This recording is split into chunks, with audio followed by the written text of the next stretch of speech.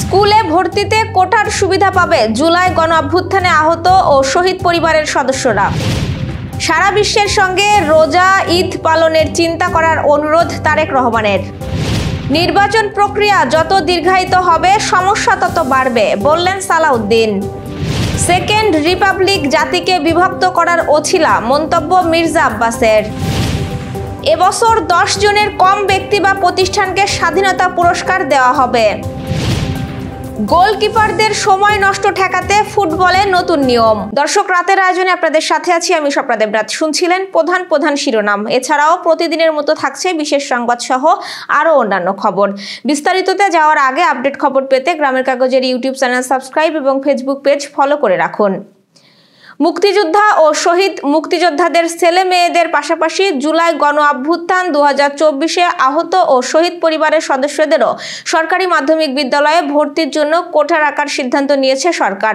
সম্প্রতি শিক্ষা মন্ত্রণালয় থেকে এ সংক্রান্ত অফিস আদেশ জারি করা হয়েছে। এতে বলা হয়, মুক্তিযোদ্ধা ও শহীদ মুক্তিযোদ্ধাদের ছেলে মেয়েদের এবং জুলাই গণ অভ্যুত্থান 2024-এ আহত ও শহীদ পরিবারের সদস্যদের সরকারি মাধ্যমিক বিদ্যালয়ে ভর্তির জন্য 5% আসন সংরক্ষিত থাকবে। মুক্তিযোদ্ধা ও শহীদ মুক্তিযোদ্ধাদের ছেলে মেয়েদের এবং জুলাই গণ অভ্যুত্থান 2024-এ আহত বা শহীদ পরিবারের সদস্যদের আসন নির্ধারণের ক্ষেত্রে সংশ্লিষ্ট প্রমাণপত্র বা গেজেটের সত্যায়িত কপি আবেদনপত্রের সঙ্গে সংযুক্ত করতে হবে এবং ভর্তির সময় মূল কপি দেখাতে হবে। এক্ষেত্রে সংশ্লিষ্ট ব্যক্তির মুক্তিযুদ্ধ বিষয়ক মন্ত্রণালয় থেকে ইস্যু করা মুক্তিযোদ্ধা সনদ বা জুলাই গণ অভ্যুত্থান 2024-এ শহীদদের গেজেট যথাযথভাবে যাচাই করে ভর্তি কার্যক্রম সম্পন্ন করতে হবে। তবে মুক্তিযোদ্ধা ও শহীদ মুক্তিযোদ্ধাদের ছেলে মেয়েদের এবং জুলাই গণ অভ্যুত্থান 2024-এ আহত ও শহীদ পরিবারের সদস্যদের পাওয়া না গেলে মেধা তালিকা থেকে এই আসনে ভর্তি করতে হবে। কোনো অবস্থায় আসন শূন্য রাখা যাবে না। শিক্ষা মন্ত্রণালয়ের এই আদেশ বাস্তবায়নের জন্য মাধ্যমিক ও উচ্চশিক্ষা অধিদপ্তরের সংশ্লিষ্টদের নির্দেশ দিয়েছে। আগের নীতিমালায় ভর্তিতে মুক্তিযোদ্ধা ও শহীদ মুক্তিযোদ্ধাদের ছেলে মেয়েদের জন্য 5% কোটা ছিল। এখন এই 5%-এর মধ্যে জুলাই গণ অভ্যুত্থান 2024-এ আহত ও শহীদ পরিবারের সদস্যরাও যুক্ত হবেন। বিএনপির ভারপ্রাপ্ত চেয়ারম্যান তারেক রহমান বলেছেন, বিজ্ঞানের এই যুগে সারা বিশ্বের মানুষের সঙ্গে একসঙ্গে রোজা ও ঈদ পালন করা যায় কিনা এ বিষয়ে দেশের ওলামা মাশায়েখদের চিন্তা করার অনুরোধ করছি। রোববার রাজধানীর ইস্কাটনের লেডিস ক্লাবে বিএনপির ভারপ্রাপ্ত চেয়ারম্যান তারেক রহমানের পক্ষ থেকে আলেম ওলামা ও মাদ্রাসার এতিম শিক্ষার্থীদের সঙ্গে অনুষ্ঠিত এক ইফতার মাহফিলে তিনি একথা বলেন। তিনি বলেন, একজন মুসলমান হিসেবে একটি প্রশ্নই আমার মধ্যে ঘুরপাক খাচ্ছে। খ্রিস্টান সম্প্রদায় সারা বিশ্বে তাদের বড়দিন একই দিন একই সঙ্গে পালন করে। এখানে উপস্থিত ওলামা মাশায়েখদের অনুরোধ করব, সারা দেশে আরো ওলামা মাশায়েখদের যারা আছেন সবাই মিলে চিন্তা করে দেখতে পারি কি না যে বাংলাদেশের মানুষ সারা বিশ্বের মানুষের সঙ্গে একই দিনে রোজা এবং ঈদ পালন করতে পারি কিনা। বিজ্ঞানের যুগে এটি করা সম্ভব কিনা, কোনো উপায় বের করা যায় কিনা, এই বিষয়টি আপনাদেরকে চিন্তা করার জন্য অনুরোধ করব। তিনি ভার্চুয়ালি এই আয়োজনে যুক্ত ছিলেন। নির্বাচন প্রক্রিয়া যত দীর্ঘায়িত হবে দেশের চলমান সমস্যা তত বাড়বে বলে মন্তব্য করেছেন বিএনপির স্থায়ী কমিটির সদস্য সালাউদ্দিন আহমেদ। রোববার জাতীয় প্রেস ক্লাবে মানবাধিকার নিশ্চিতে রাজনীতিবিদদের ভূমিকা শীর্ষক আলোচনা সভায় তিনি একথা বলেন। সালাউদ্দিন আহমেদ বলেন, নির্বাচনের বিষয়ে সরকার কি করবে জনগণের সামনে তা দৃশ্যমান করতে হবে। জাতির মধ্যে যে অস্থিরতা তা কাটাতে হলে নির্বাচন প্রয়োজন। তিনি বলেন, পুরো বিশ্ব ঘৃণিত গণহত্যাকারী হিসেবে শেখ হাসিনাকে স্বীকৃতি দিয়েছে। বাংলাদেশের গণহত্যায় শেখ হাসিনার সরাসরি নির্দেশ ছিল, এটি সারা বিশ্বে প্রতিষ্ঠিত। আওয়ামী লীগের নেতাদের বক্তব্য শুনলে মনে হয় গণ অভ্যুত্থানকারীরা যেন অপরাধ হয়েছে। আপনারা শুধু আয়নাঘর ও গুম করার কাহিনী শুনেছেন, যারা মৃত্যুবরণ করেছেন তাদের তো আর বক্তব্য দেওয়ার সুযোগ নেই। তিনি বলেন, দেশের বর্তমান পরিস্থিতিতে আমাদের মুক্তি পেতে হলে সম্পূর্ণ রাজনৈতিক সংস্কৃতি পাল্টাতে হবে। সব মানুষ আপন করে নিতে পারে এরকম রাজনৈতিক সংস্কৃতির চর্চা আমাদের চালু করতে হবে। বাংলাদেশের নবগঠিত রাজনৈতিক দল জাতীয় নাগরিক পার্টির সেকেন্ড রিপাবলিকের ধারণা এ জাতিকে বিভক্তি করার অছিলা বলে মন্তব্য করেছেন বিএনপির স্থায়ী কমিটির সদস্য মির্জা আব্বাস। রমজানের প্রথম দিনে আলেম ওলামা ও এতিমদের সঙ্গে ইফতার আয়োজনের অংশ নিয়ে এই মন্তব্য করেন তিনি। মির্জা আব্বাস বলেন, বিএনপির সঙ্গে আলেম ওলামাদের দূরত্ব তৈরিতে দেশে বিদেশে এক শ্রেণীর লোকজন ষড়যন্ত্র করছে, এই বিষয়ে সতর্ক থাকতে হবে।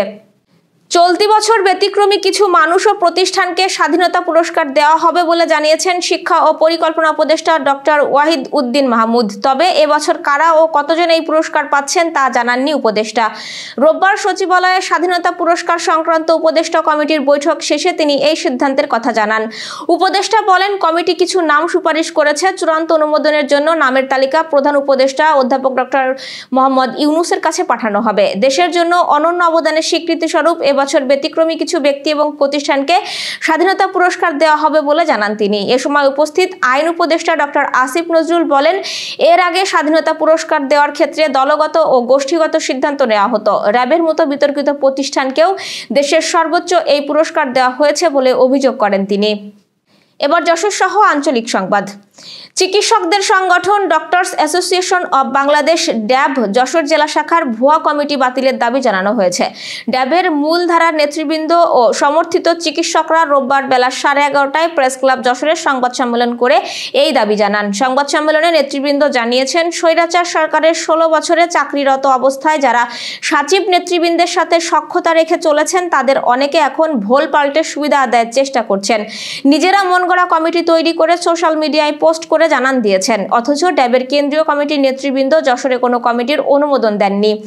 অসাধু কয়েকজন সুবিধাবাদী চিকিৎসক স্বার্থ হাসিলের জন্য ভুয়া কমিটি তৈরি করেছেন। তাদের এমন কর্মকাণ্ডে যশোর ড্যাবের সুনাম ক্ষুণ্ণ হচ্ছে। তাদের বিতর্কিত কার্যক্রম কোনোভাবে ড্যাবের মূল ধারার চিকিৎসকরা কখনো মেনে নেবেন না। পবিত্র মাহে রমজান উপলক্ষে নিত্য প্রয়োজনীয় দ্রব্য সামগ্রীর বাজার পরিস্থিতি যৌক্তিক ও সহনীয় ও সরবরাহ নিশ্চিতকরণের লক্ষ্যে রোববার সংবাদ সম্মেলন করেছে Jessore chambers of commerce and industries. এতে সকলের পক্ষে বক্তব্য উপস্থাপন করেন চেম্বার অব কমার্স অ্যান্ড ইন্ডাস্ট্রিজের সভাপতি মিজানুর রহমান খান। সম্মেলনে অন্যান্য নেতৃবৃন্দ উপস্থিত ছিলেন।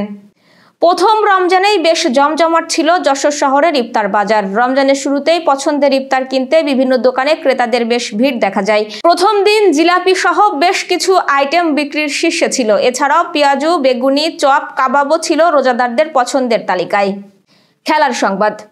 দুই দল সেমিফাইনাল নিশ্চিত করেছে আগেই, তবে লড়াইটা গ্রুপ চ্যাম্পিয়ন হওয়ার। দুবাই আন্তর্জাতিক স্টেডিয়ামে নিউজিল্যান্ডকে 250 রানের লক্ষ্য দিয়েছে ভারত। টস হেরে আগে ব্যাট করতে নেমে 9 উইকেট হারিয়ে 249 রান করেছে তারা। কিউইউদের হয়ে দারুণ বোলিং করেছে ম্যাট হেনরি। 8 ওভার 42 রান খরচে 5 উইকেট শিকার করেছেন তিনি। ভারতীয় ব্যাটিং লাইন আপে শুরু থেকেই ধস নামান তিনি। ফুটবল মাঠে গোলকিপারদের বল হাতে নিয়ে সময় নষ্ট করতে প্রায় দেখা যায়, আর এই সমস্যা থেকে বাঁচতেই নতুন নিয়মের অনুমোদন দিয়েছে ইন্টারন্যাশনাল ফুটবল অ্যাসোসিয়েশন বোর্ড। নতুন এই নিয়মে বল বেশি সময় আটকে রাখলেই প্রতিপক্ষ কর্নার পাবে। শনিবার আইএফএবির সভায় এই নিয়ম অনুমোদন করা হয়েছে। জুনে আয়োজিত হতে যাওয়া 32 দল নিয়ে ফিফা ক্লাব বিশ্বকাপ থেকে এই নিয়ম কার্যকর করা হবে। এর আগে গোলকিপার ইচ্ছাকৃতভাবে 6 সেকেন্ডের বেশি সময় ধরে বল আটকে রেখে সময় নষ্ট করলে শাস্তি হিসেবে প্রতিপক্ষকে পরোক্ষ ফ্রি কিক দেওয়া হতো। পরোক্ষ ফ্রি কিকে গোল মুখে শট নেওয়ার আগে আরেকজন ফুটবলারকে পা ছোঁয়াতে হয়। এ ধরনের ঘটনায় গোল হওয়ার সম্ভাবনা বেশি থাকে বলে রেফারিরা শাস্তি দিতে নিরুৎসাহিত বোধ করেন, কারণ অধিকাংশ ঘটনা দেখা যায় গোলকিপারের সময় নষ্টের সময় গোলের সম্ভাবনা একই মাত্রার থাকে না। Renaissance hospital and diagnostic centre. রেনেসাতেই মিলছে কম খরচে উন্নত সেবা। তাই নিশ্চিন্তে আমাদের সেবা নিন, সুস্থ থাকুন। Renaissance hospital and diagnostic centre, সদর হাসপাতাল মোড়, দরাটানা, যশোর। দর্শক, শেষ করব একটি বিশেষ সংবাদ দিয়ে। কখনো সারা, কখনো সাবা, কখনো আবার রঙ্গিলা, প্রতিবারই ভিন্ন ভিন্ন নাম ব্যবহার করে প্রতারণার জাল ফাঁদতেন যুবতী। সেই ফাঁদে পা দিয়েই সর্বশান্ত গবেষক থেকে শুরু করে ব্যবসায়ী, আইনজীবীরা। বিয়ের পরেই সোনা গয়না, টাকা পয়সা নিয়ে পালানো, অবশেষে পুলিশের হাতে গ্রেপ্তার হয়েছেন 7 বিয়ে করা যুবতী। ভারতীয় সংবাদ মাধ্যম আনন্দবাজার পত্রিকার প্রতিবেদনে বলা হয়, ভারতের বীরভূমের লাভপুরের এই ঘটনা। গত বৃহস্পতিবার অভিযুক্তকে গ্রেপ্তার করে পুলিশ। ধৃতের নাম আয়েশা সুলতানা ওরফে পাপিয়া খাতুন। তিনি বীরভূমের লাভপুরের বাসিন্দা। পুলিশ জানায়, গত বৃহস্পতিবার রাতে বীরভূম থেকে তাকে গ্রেপ্তার করে মুর্শিদাবাদের পুলিশ। গত কয়েক মাসে অন্তত 7 যুবককে প্রেমের জালে ফাঁসিয়ে তাদের বিয়ে করে সর্বস্ব লুট করেছেন আয়েশা। গ্রেপ্তারের আগের রাতেও বীরভূমের নলহাটির এক যুবককে বিয়ে করেছিলেন তিনি। এই ছিল আজকের আয়োজন। সাথে থাকার জন্য ধন্যবাদ।